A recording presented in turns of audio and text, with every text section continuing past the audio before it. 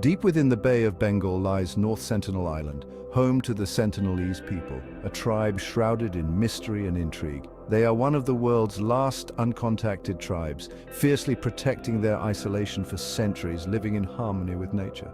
The island is a place of extraordinary natural beauty, fringed by coral reefs and dense rainforests teeming with wildlife. The Sentinelese story is one of survival and resilience, untouched by the modern world, preserving their ancient traditions. For decades, explorers and anthropologists have been drawn to North Sentinel's shores. However, the Sentinelese have consistently met these advances with hostility, making it clear they wish to remain undisturbed, free from external influence. Their isolation is a deliberate choice, a testament to their strength and determination in a rapidly changing world.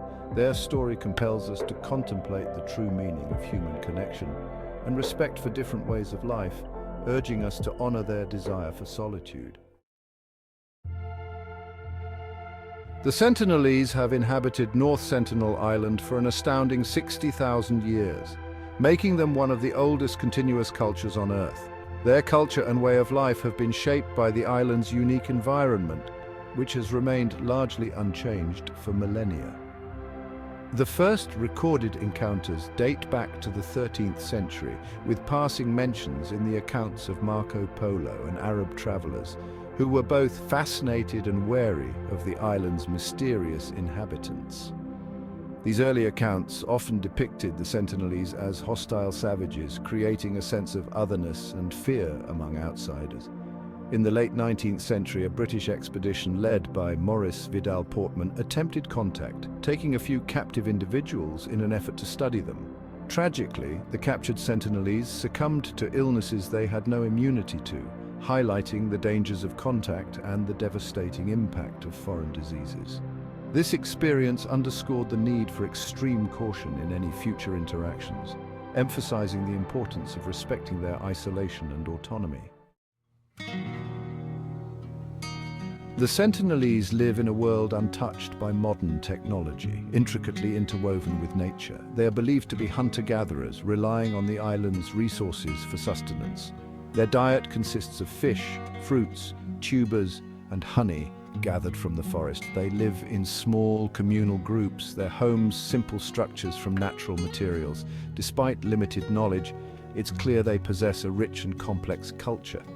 They have their own unique language and likely intricate social structures and belief systems. Their isolation has fostered a strong sense of identity and self-sufficiency. The Sentinelese's fierce independence has sparked intense debates about sovereignty and the ethics of contact with isolated tribes. Their way of life remains untouched by modern civilization, raising questions about the right to self-determination. Recognizing the potential threat posed by the outside world, the Indian government has adopted a policy of minimal intervention. This approach aims to respect the tribe's autonomy while ensuring their safety from external dangers. The island and a 3-mile buffer zone around it are officially off-limits to visitors. This exclusion zone is strictly enforced to prevent any unauthorized contact. This policy, enacted in the 1990s, protects the Sentinelese from diseases to which they have no immunity. Such diseases could be catastrophic for the tribe, given their isolation. The Indian Coast Guard regularly patrols the waters around the island. Their presence ensures that the exclusion zone is respected and that the Sentinelese remain undisturbed. This policy is rooted in a history of tragic encounters where contact has had devastating consequences for indigenous populations.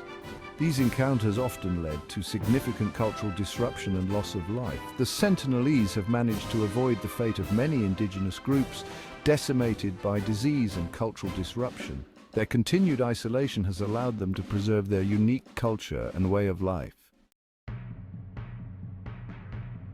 Despite the strict isolation policy, there have been notable encounters with the Sentinelese. In 1974, a National Geographic film crew was met with a volley of arrows.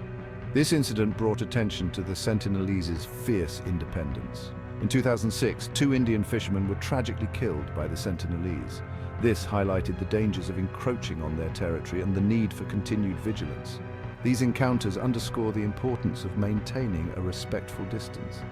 The Sentinelese are a living, breathing culture deserving of our utmost respect and protection.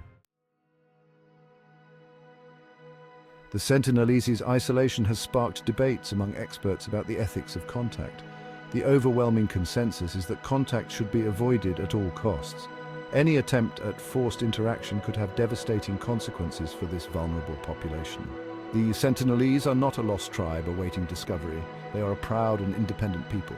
Their right to self-determination is paramount and enshrined in international law. The story of the Sentinelese reminds us that progress should not come at the cost of cultural annihilation. True respect lies in allowing cultures to exist on their own terms. North Sentinel Island is a place of immense ecological importance. The island's pristine ecosystem provides a rare glimpse into a world where nature flourishes undisturbed. The dense rainforests are home to a diverse array of flora and fauna, some found nowhere else on Earth. The surrounding coral reefs provide shelter to a dazzling array of marine life. Protecting this environment is about recognizing the interconnectedness of all living things. The Sentinelese, in their isolation, have been the unwitting guardians of this ecological treasure. Their minimal footprint on the land contrasts with the destructive practices that have ravaged much of the natural world.